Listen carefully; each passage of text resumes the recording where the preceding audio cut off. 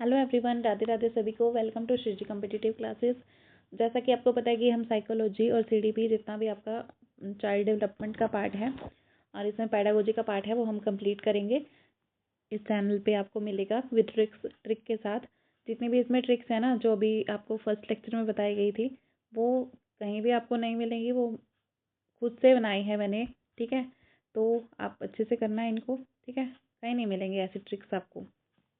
बहुत मेहनत लगी है इनमें बनाने में, तो आप अच्छे से पढ़ना। बस आपका काम है पढ़ना, आपको अच्छे से याद हो जाएगा। एक बार सुनोगे अच्छे से माइंड में बैठ जाएगा। आपके एस्टेट में आउट ऑफ 30 आए, 30 आउट ऑफ 30 आए, और जितने भी आपका उसका सीटेट का है उसमें भी फुल मार्क्स आए आपके। जितने भी एग्जाम्स में आपकी सीडीपी आती है या फिर आपका पेडागोजी और साइकोलॉजी आती है, उसमें सब कुछ आपका कंप्लीट आता हो, आपको आपके फुल मार्क्स आए। All the best. पहले से ही आपको हार्दिक शुभकामनाएं। अभी हम आज ना इसमें करेंगे कि कंसेप्ट या मीनिंग क्या है, कंसेप्ट क्या है, मीनिंग क्या है एजुकेशनल साइकोलॉजी का, मतलब इसके संप्रदाय क्या क्या हैं, ये करेंगे। ठीक है, ये बहुत इंपॉर्टेंट है। तो ये चैप्टर आपका करते हैं हम। देखो, मनोविज्ञान के उपागम या संप्रदाय निम्नलिखित हैं। पहला है स्ट्रक्चरलिज्म। स्ट्रक्चरलिज्म है इसमें पहला। ठीक है, इसके प्रवर्तक कौन है, किसने दिया है इसको, किन्होंने दिया structure? EB Titchener, William Wundt. ठीक है, ये क्या था, मैंने आपको करवाया था याद इसको फर्स्ट लेक्चर में, कि टिचनर और वुंट जो थे ना, ये क्या थे? देखो, ये चेतना वाले थे। इधर आएगा आपका, ये करवाया था आपको फर्स्ट लेक्चर में। ये रहा वुंट, और जो जेम्स थे ना, ये देखो, टिचनर और ये जेम्स और वुंट, ये सल्ली, ये सारे चेतना वाले थे। ये आपको याद कराने की ट्रिक से याद करवाया था। फर्स्ट लेक्चर देख लेना इसका। आज हम सेकंड लेक्चर कर रहे हैं इसका। ठीक है, दिसंबर मंथ तक आपको पूरा कंप्लीट करवा दिया जाएगा, पूरे दिसंबर में। ठीक है, अच्छे से कर लेना इसको। देखो, स्ट्रक्चरलिज्म किसने दिया? टिचनर ने और विलियम वुंट ने। मतलब क्या किया उन्होंने ना, हमारे स्ट्रक्चर को ही हिला के रख दिया, स्ट्रक्चर को टच किया सबसे पहले। ठीक है, मैंने आपको याद करवाया था कि जो अंग्रेज लोग थे उनके नाम ही ऐसे विलियम विलियम थे। आप वहाँ पे जाके देखना अच्छे से। तो ये स्ट्रक्चर को हिला के रख दिया इंडिया के। और क्या किया? William Wundt. ठीक है, विलियम वुंट था एक। ये चाहता था कि स्ट्रक्चर हिल जाए। ठीक है, तो इसमें स्ट्रक्चरलिज्म में आप ऐसे याद रखोगे। ठीक है, संरचनावादी स्ट्रक्चरलिज्म, स्ट्रक्चर हिला के रख दिया टच करके इंडिया को। ठीक है, और William Wundt, Wundt means want, William यही चाहता था। ठीक है, स्ट्रक्चर को चेंज करना चाहता था, और वो उसने कर भी दिया। जैसे हमारे पहले गुरुकुल वगैरह होते थे, वो उसने सारे हटवा दिए और अपना इंग्लिश मीडियम स्कूल बना दिए यहाँ पे सारे। ठीक है, महत्वपूर्ण तथ्य, इसमें महत्वपूर्ण तथ्य क्या है? जटिल मानसिक अनुभव वास्तव में संरचनाएं हैं जो अनेक सरल मानसिक स्थितियों से मिलकर बनी हैं। देखो, जटिल जो है, सबसे पहले सरल मानसिक स्थितियां थी, उसके बाद जो जटिल मानसिक स्थितियां बन गई, अब मानसिक अनुभव बन गए। ठीक है, किसी के बारे में कुछ कठोर सा सोचना है, कुछ भी ऐसे। ठीक है, सरल को मिला के ही जटिल बनती है, मतलब आसान से ही कठिन बनती है। ऐसे पहले आप इजी चीजें सॉल्व करते फिर कठिन बनती है, ऐसे स्ट्रक्चर बनता है। ठीक है, कठिन की तरफ जाते जाते हैं। ये संप्रदाय वैज्ञानिक पद्धति के उपयोग पर बल देता है। ये क्या कहते हैं? साइंटिफिक पद्धति, मतलब एक्सपेरिमेंट्स वगैरह, और साइंटिफिक पद्धति पर ही बल देते हैं। ठीक है, जोर देते हैं, ऐसे काम करने चाहिए कि साइंटिफिक पद्धति है उसमें। स्ट्रक्चरलिज्म याद हो गया होगा आई थिंक आपको। टिचनर इंडिया को टच करके चेंज करना चाहते थे स्ट्रक्चर इसका, और William Wundt, Wundt means want यही चाहता था स्ट्रक्चर चेंज करना। ठीक है, आगे देखो, ज़्यादातर इनके नाम पूछे जाते हैं आपसे, इनके प्रवर्तक कौन थे, ये कम ही पूछा जाता है कि किस चीज़ पर बल दिया। फिर भी आप याद रखना वैज्ञानिक पद्धति पर। ठीक है, वैज्ञानिक पद्धति, साइंटिस्ट जो होंगे वही तो स्ट्रक्चर चेंज करेंगे ना, तो ऐसे याद रख लेना। आगे है फंक्शनलिज्म। फंक्शन कौन करता है? देखो, विलियम जेम्स है एक तो, और इसका समर्थक कौन था? जॉन डीवी था। ठीक है, देखो, बच्चे खाते हैं जेम्स, जेम्स आती है चीज उनकी खाने की, जेम्स, जेम्स प्रवर्तक थे इसके। और Dewey, John Dewey, Dewey means daddy, ऐसे याद रख लेना। डैडी समर्थन करते हैं, खिला देते हैं, मम्मी नहीं खाने देती, ऐसा याद रखना। जेम्स और डीवी। फंक्शनल, फंक्शनल, और जेम्स खा के बच्चे कितने फंक्शंस करते हैं ना, कार्य करते रहते हैं सारा दिन। कभी कुछ खिला देते हैं, इधर उधर खिलाते रहते हैं, फैलाते रहते हैं सामान। तो ये आपका फंक्शनलिज्म हो जाएगा, फंक्शनल। ठीक है, फंक्शनलिज्म के नाम आप ऐसे याद रखना, जेम्स और डीवी। जेम्स खाते हैं और फंक्शन करते हैं, काम करते रहते हैं घर में, और डीवी डैडी समर्थन करते हैं। ठीक है, महत्वपूर्ण तथ्य इसके क्या है? जेम्स का विचार था कि मानव की संरचना पर ध्यान देने की बजाय मनोविज्ञान में इस बात का अध्ययन करना चाहिए कि मन क्या करता है। ठीक है, ये वही बात होगी। जेम्स कहता है कि मन क्या करता है, इस बात पर ध्यान देना चाहिए। संरचना पर ध्यान न देके मन क्या करता है, इस पर व्यवहार दो इस पर ध्यान देना चाहिए। व्यवहार लोगों को अपने वातावरण से निपटने के लिए किस प्रकार कार्य करता है। व्यवहार जो है ना, बिहेवियर जो है, अपने एनवायरनमेंट से निपटने के लिए कैसा कार्य, किस प्रकार का कार्य करता है, इस पर बल देता है ये फंक्शनलिज्म। फंक्शन मतलब देखो, आपने पड़ोसियों से आपकी लड़ाई हुई, एक तो आपने उनको अच्छे से जैसे मैनेज कर लिया, थोड़ा सा प्यार से बात की और सुलझा दिया। एक आप उस चीज़ को, वातावरण कैसा है आपका उस टाइम पे, उसको आप कैसे मैनेज करते हो, मतलब एक तो निपटा दिया, उसको पीटने पे उतर आए, है ना।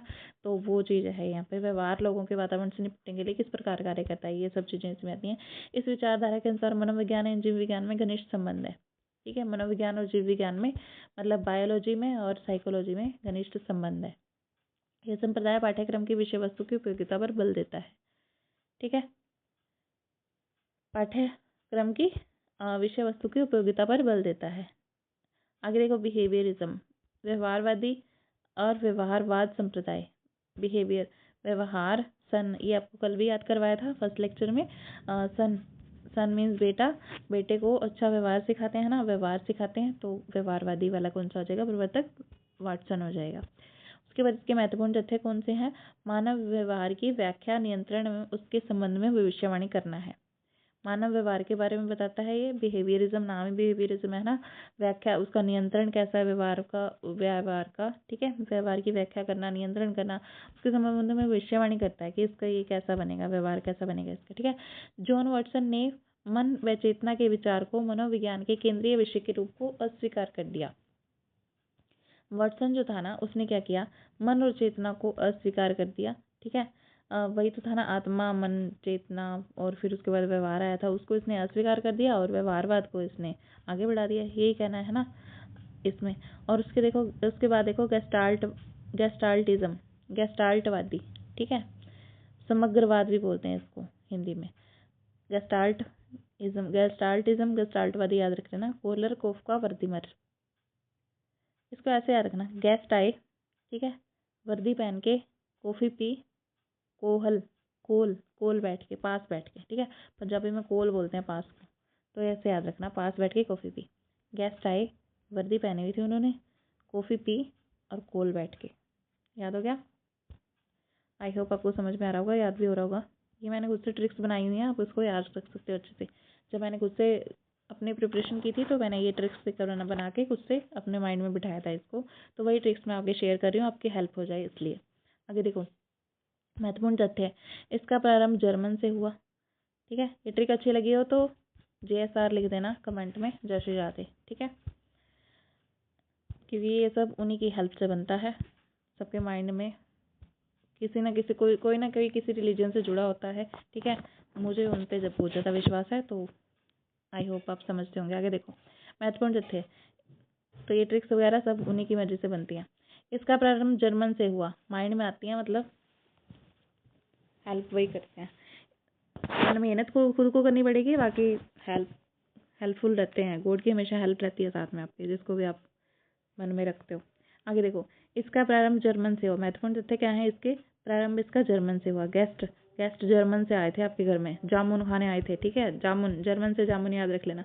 इस संप्रदाय के अनुसार कोई व्यक्ति किसी वस्तु को उसके समग्र रूप में देखता अथवा ग्रहण करता है।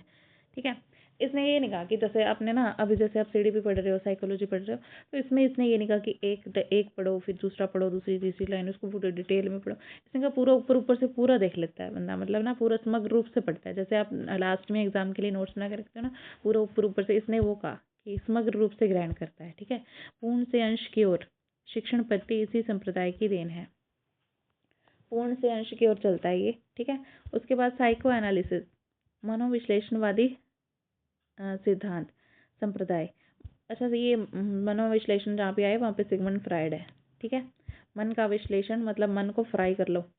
तो महत्वपूर्ण तथ्य क्या है? इस संप्रदाय ने बाल केंद्रित शिक्षा पर बल दिया है। बाल केंद्रित शिक्षा पर मतलब बच्चों के लिए शिक्षा हो, बच्चों के लिए जरूरी है, तो बच्चों पर बल दिया, मतलब बाल केंद्रित, बच्चों के अनुसार हो शिक्षा। टीचर के अनुसार ना हो। ठीक है, इस संप्रदाय ने व्यवहार की संकल्पना में अचेतन एवं पूर्ण चेतना व्यवहार को सम्मिलित किया है। ठीक है, अचेतन और पूर्ण चेतना व्यवहार को सम्मिलित किया है। उसके बाद देखो, इस संप्रदाय ने व्यक्ति के यौन कारकों की महत्वपूर्ण स्थान दिया गया। ठीक है, तो ये लाइन है, आपके लिए पढ़ लेना। हॉर्मिक, उसके बाद हॉर्मिक आता है। हॉर्मिक का मतलब क्या है? प्रयोजनवादी कारणीयतावादी संप्रदाय। हिंदी में इसके बहुत सारे नाम है, इंग्लिश में एक याद रख लेना, हॉर्मिक।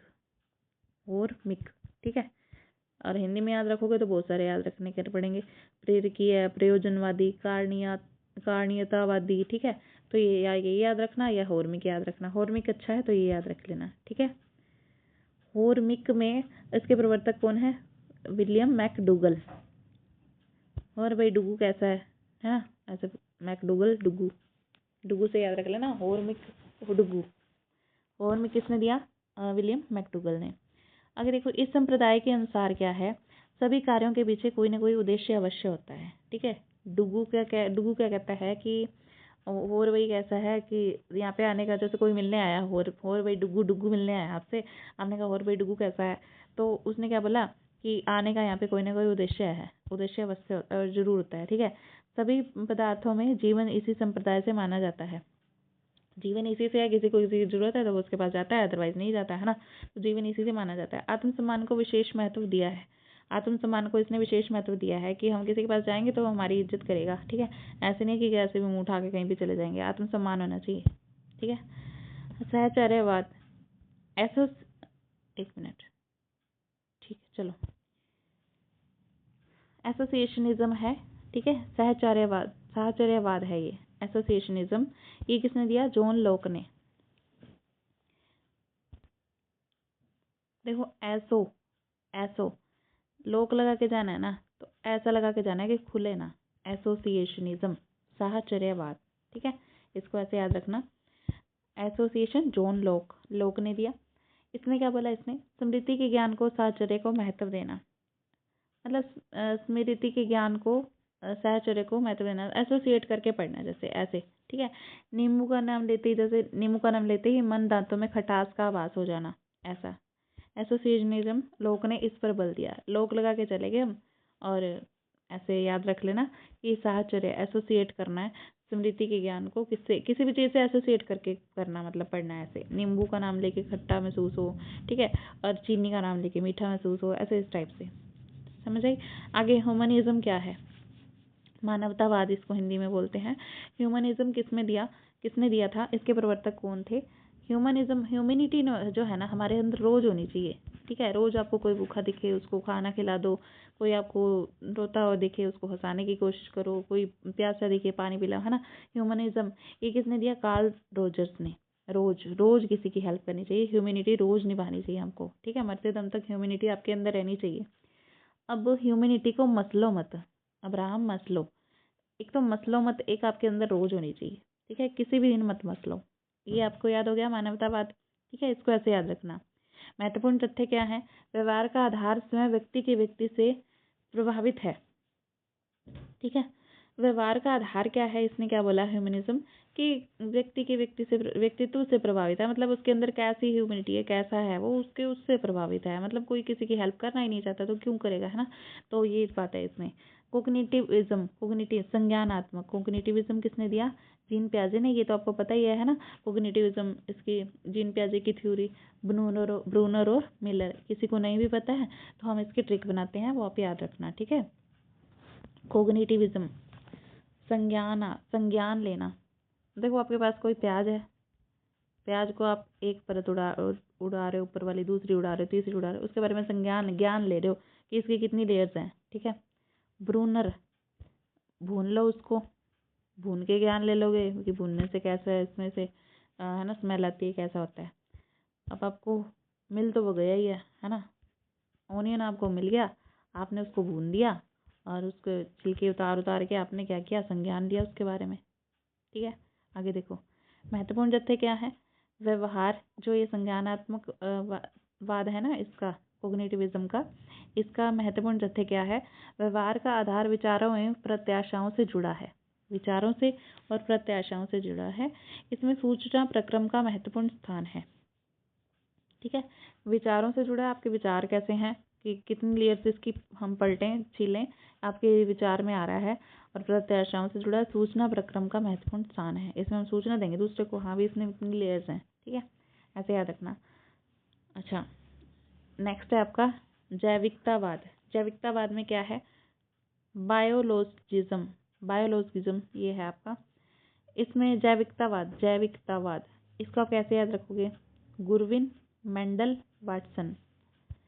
पहली बात तो इसमें सन आ रहा है, वही वाटसन वाला।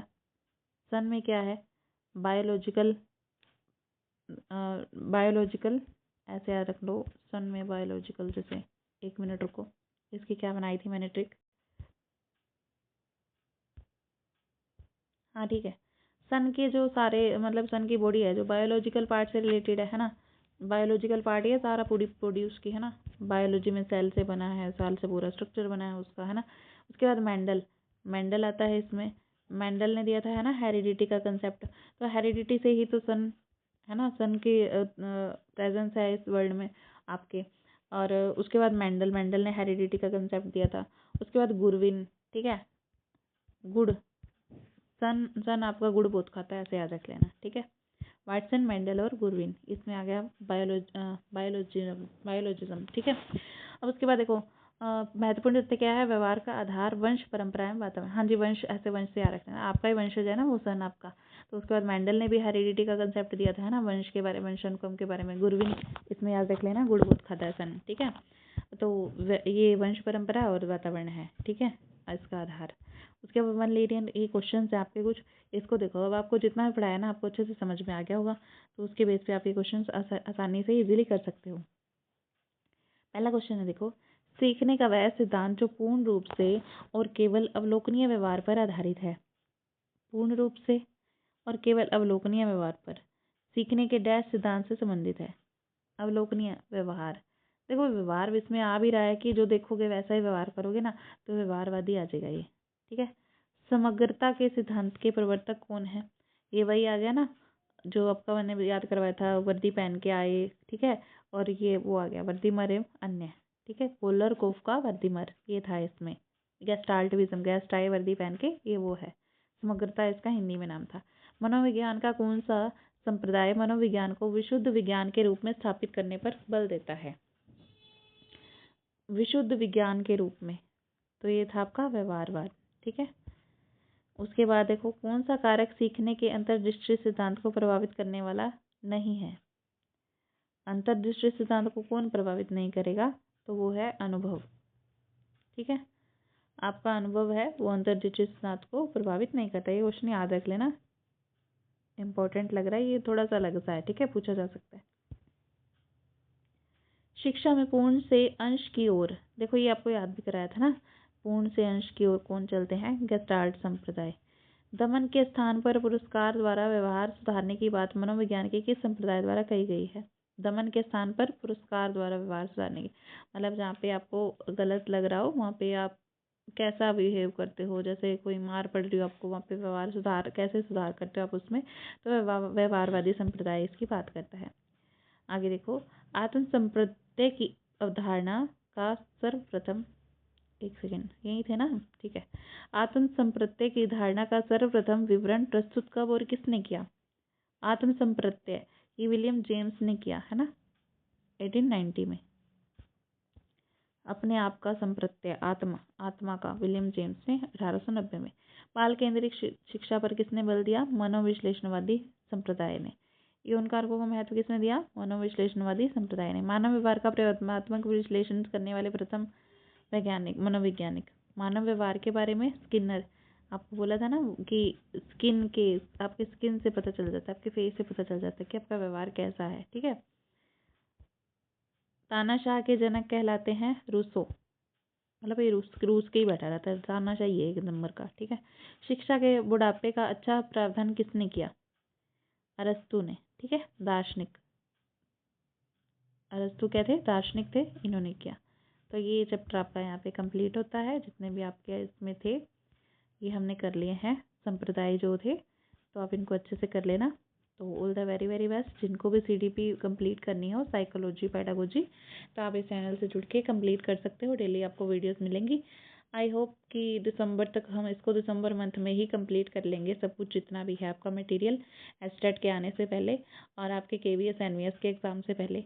EMRS के लिए मैं आपको ये प्रोवाइड करवा रही हूँ, जो आपकी है मैथ्स और रीजनिंग आपके काम आएगी, उसमें हेल्पफुल रहेगी।